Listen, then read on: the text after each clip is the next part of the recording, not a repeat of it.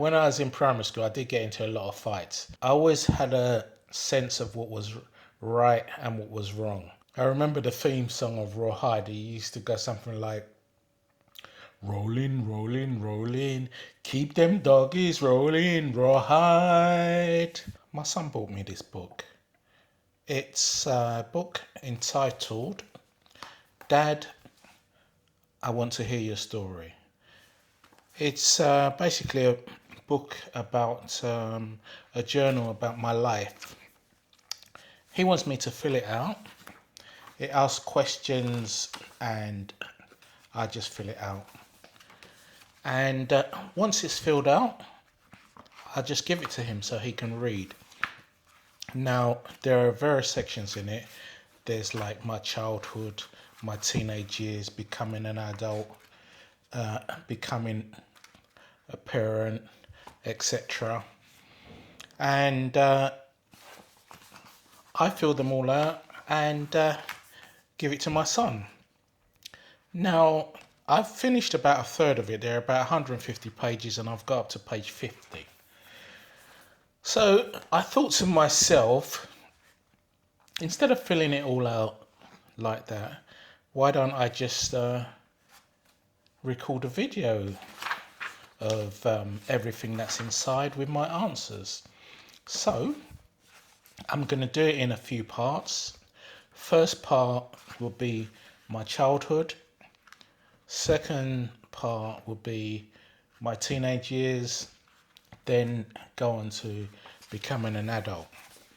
So I might as well start with when I was a child. Okay, so first question. What is your date of birth? 22nd of September 1958. What time were you born? That I'm not sure. My parents never told me. Were you named after a relative or someone else of significance? No. In what city were you born? London. Were you born in a hospital? If not, where?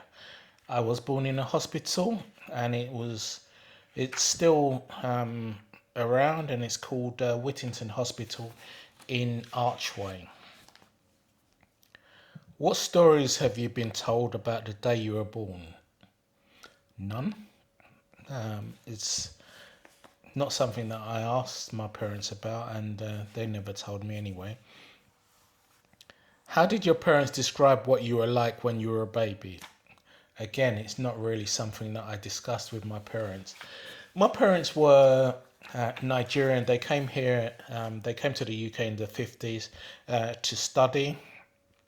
And like many Nigerians and many Africans at the time, they were quite strict parents, and there were boundaries between parents and the children.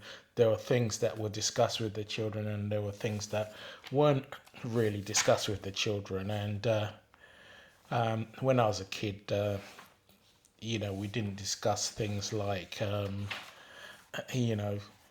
stories about the day I was born, etc. What historical events occurred around your birth or early childhood? 17 African nations, including Nigeria, in 1960 gained independence. The Sharpeville massacre in South Africa occurred, and the Notting Hill riots in London occurred as well. Do you know the titles of books that were read to you when you were a baby? My parents didn't read books to me when I was a kid. List a few songs that were popular when you were young. The Young Ones, Apache, Love Me Do by the Beatles, My Old Man's a Dustman. I don't know if anyone around my age will kind of remember that. My old man's a dustman, he wears a dustman's hat, he wears cool blimey trousers. I don't know the rest of it goes, but I remember that bit. And then there was also She Loves You by the Beatles. What were the most popular television shows? Rawhide was popular. Rawhide included, oh God, what's his name? Clint Eastwood. Yeah, Rawhide was a young Clint Eastwood in that. Z Cars, Doctor Who, Steptoe and Son, The Avengers, and The Saint. I remember the theme song of Rawhide. He used to go something like, "Rolling, rolling, rolling, keep them doggies rolling, Rawhide." And anytime that came on the TV, he used to run down and love to watch that. List the prices for the following items. A loaf of bread was 5 pence when I was a kid. A gallon of milk was 24 pence, which was equivalent to 3 pence per pint, because a gallon is 8 pints. A dozen eggs were 18 pence. First class stamp was 1.25 pence, 1.25 pence, basically. A gallon of petrol was 24 pence. And the average cost of a new home was £2,263. Today, for £2,263, you can't even get a parking slot.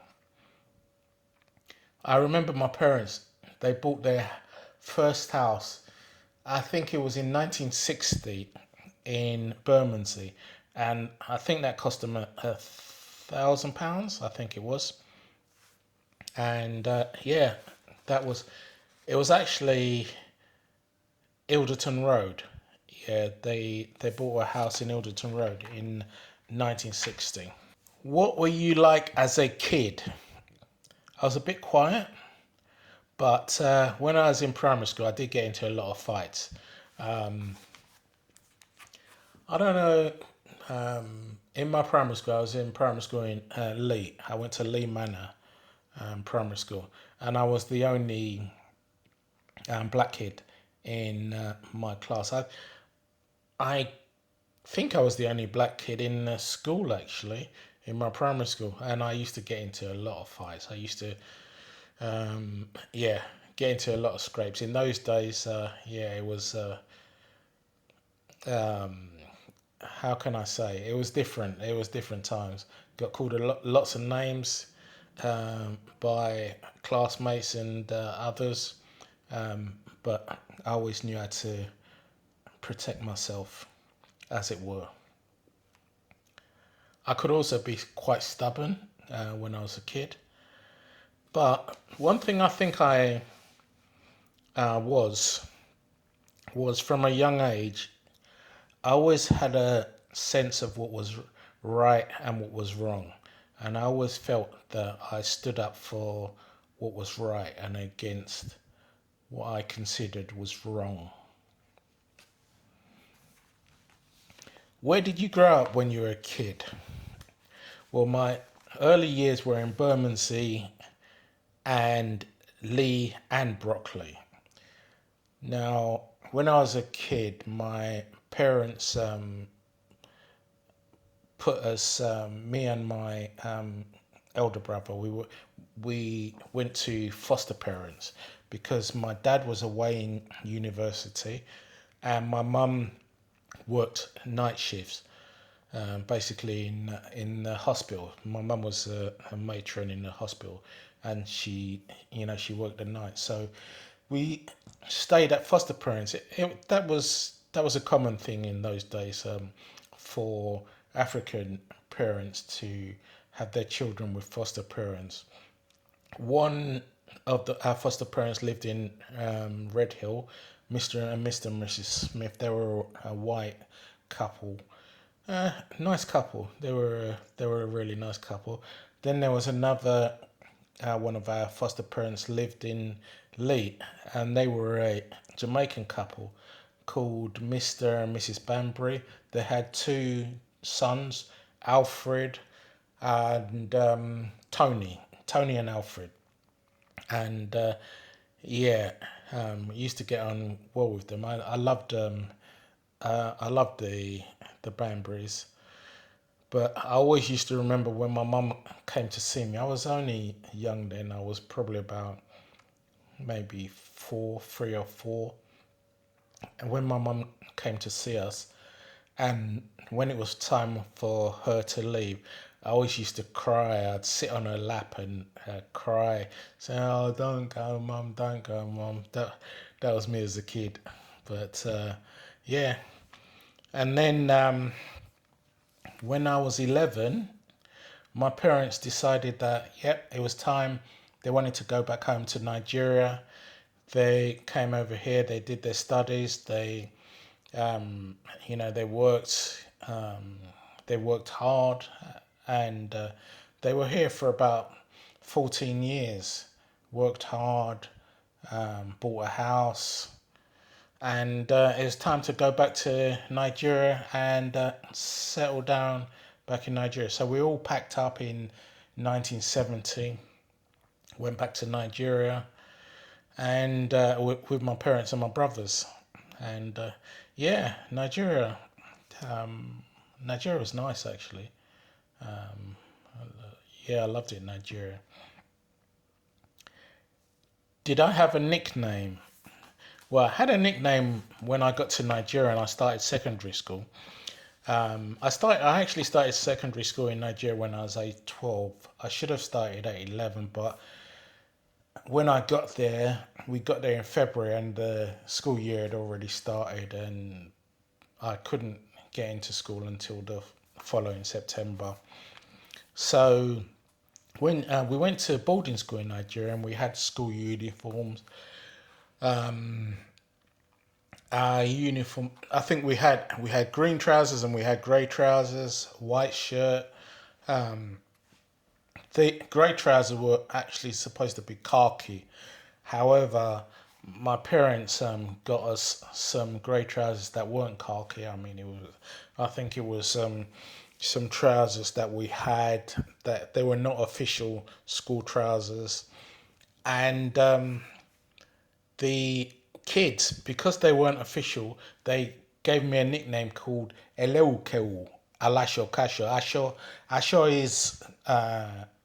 is cloth in Yoruba, and Alasho Kasho is just, you're wearing cloth that is not the right thing. You're just wearing some uh, rubbish clothes basically, and and also that kind of rhymed with my surname. And my surname, when I got to Nigeria, my accent was English, and I pronounced my surname in an English way, not in how a Yoruba person would pronounce it. So it came out like "hello, Kill," and so they just called me "hello, Kill Alasho Kasho." That was my nickname in Nigeria. Long story, but that was it. Yeah, that was how it came about. Okay, another question. When did you have money? What did you typically spend it on? Well, when I was a kid, we didn't really get that much pocket money. We only got pocket money occasionally. I mean, sometimes Christmas we'd get money, we'd get money at birthdays, and it would only probably be like sixpence and whatever. But in those days, maybe, I mean, for birthday, we might get half a crown or something, which was a lot of money in those days. Half a crown with me and my elder brother would, on a Saturday morning, we'd take out half a crown, go down the shop, we'd get some sweets, some blackjacks, fruit salads, we'd get a bottle of Tizer, and then we'd go down to the Odeon in Lewisham and watch a matinee in the cinema Saturday morning, and we still have change for a half a crown. I remember going down seeing Michael Caine in the Italian Job. I think that must have been around 1966, something like that. Yeah, and we'll get change. We'll get change for half a crown. Half a crown. How much was half a crown now? If you know, if you can recall how much half a crown was in those days, put in the comments for me. It's probably round about 12.5 pence in today's money. When you were a kid, what did you dream about becoming when you grew up? I wanted to become either a fireman or an astronaut.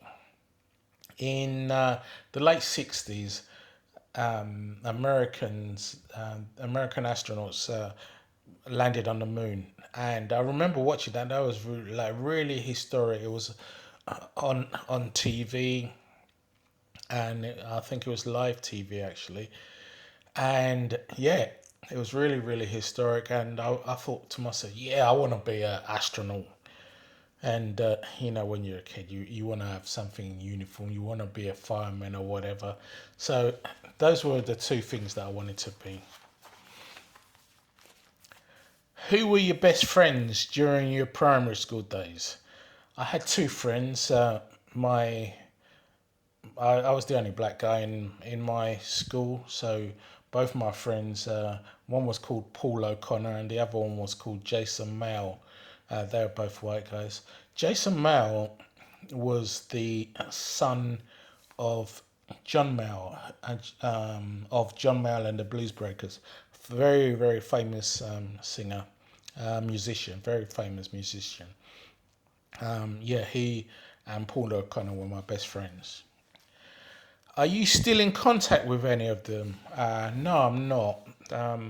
When I came back from Nigeria to the UK in '78, when I was 20, I did try and contact Jason Mail. I actually saw him on Facebook later on in when Facebook first came out, and I messaged him on Facebook a few times, but he never um, replied back. So I'm a kind of person that, if I reach out to someone and they don't get back to me after a few times, I get the message and I just move on.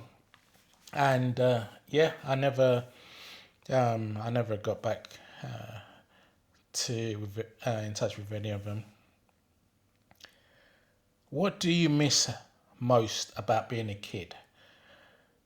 I think the thing that I miss most about being a kid is freedom. I kind of have a little bit of that back now because when you're a kid, you don't have to worry about paying rent or mortgage. You don't have to worry about getting food on the table. You don't have to worry about your job, earning money. All you have to worry about is go to school, do your lessons, come home, the food's on the table, you know, all those things are taken care of. When you're an adult, the roles reverse. You now have to do all that worrying about, you have to worry about your kids, your food, your living situation, your job. So basically, that's what I miss about being a kid. What was the biggest trouble you ever got into as a kid? All right, this was when I was 10. Me and my older brother, we got punished by my mum because we went and took some of my younger brother's birthday cake without asking. It was my younger brother's birthday. They cut the cake, gave it around, and we had some, and then the rest of it was put aside for later. Me and my brother, we had a sweet tooth, and we went and we nicked a bit of it. When my mum found out, she said, "Okay, you and your brother go and stand in the corner there." My mum, she worked nights, so she came home from work, got us to stand in the corner while she was sleeping. And she said, "Stand in the corner and go and hold your hands up like that. So we had to stand there and hold our hands up like that. And I don't know if you ever did that when you were a kid, but after a while, after a couple of minutes, it really aches, it hurts. So after a while, I said to my brother, I've had enough of this. I'm going to run away. I was only joking. I mean, but it was like bravado. So I said, I'm going to run away. So I went out to the front door and I went outside. Unfortunately for me, the front door closed behind me and I couldn't get back inside. So I thought, oh my God, what am I going to do? So in the end, it was summer holidays. I decided, that's it, I'm going to go to my friend's house. So I went to my friend's house, who was Jason Mail at the time. And I spent the afternoon there. They said they were going to a swimming pool. Would I like to come along? So I went along there. I afterwards went back to their house. And later on in the evening, I thought, it's about time I go home. I know I'm going to get some licks, but, I'll go home. I got home. My mum had gone to work, but unbeknownst to me, she had called the police to say that I was missing. So the police had come round and I thought, oh my God, I'm in trouble. Next morning, when my mum came home from work, I got some punishment. I got some serious licks, I'm telling you. And in them days, there was nothing like, now, it's like now, even if you raise your voice to your kid or whatever, people say, "Oh, you know, I'm going social services. I'm going this that." Nothing like that. Then I got some serious licks. That's the most trouble I got when I was a kid. Reminding me not to do it again. What was your favourite sweet as a kid? My favourite sweet were blackjacks and fruit salad. There were these. They still sell them today. Actually, they still sell them today. But in them days, you could get like four for a penny. So, and there were even halfpennies in those days. So you get two for a halfpenny, and you get blackjacks, four blackjacks, four fruit salad for 2p. Loved them. And to be honest, most kids loved those blackjacks and fruit salad. If you see anyone my age, ask them about blackjacks and fruit salad and whether they ever had them. And when I say fruit salad, it ain't no fruit salad that you put in a plate. It's a sweet, people. If you could relive your childhood for one day, how would you choose to spend it?